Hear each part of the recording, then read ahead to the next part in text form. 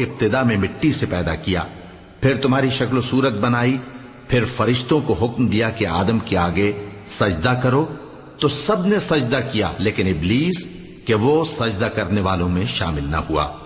اللہ نے فرمایا جب میں نے تجھ کو بھی حکم دیا تھا تو کس چیز نے تجھے سجدہ کرنے سے باز رکھا؟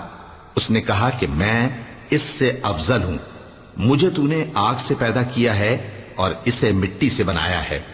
فرمایا تو بہشت سے اتر جا، تجھے شایع نہیں کہ یہاں تکبر کرے، پس نکل جا کہ تو ذلیل لوگوں میں سے ہے۔ اس نے کہا کہ مجھے اس دن تک مہلت عطا فرما جس دن لوگ قبروں سے اٹھائے جائیں گے۔ فرمایا اچھا، تجھ کو مہلت دی جاتی ہے۔ بولا کہ مجھے تو نے گمراہ کیا ہی ہے، میں بھی تیرے سیدھے رستے پر ان کو گمراہ کرنے کے لیے بیٹھوں گا، پھر ان کے آگے سے اور پیچھے سے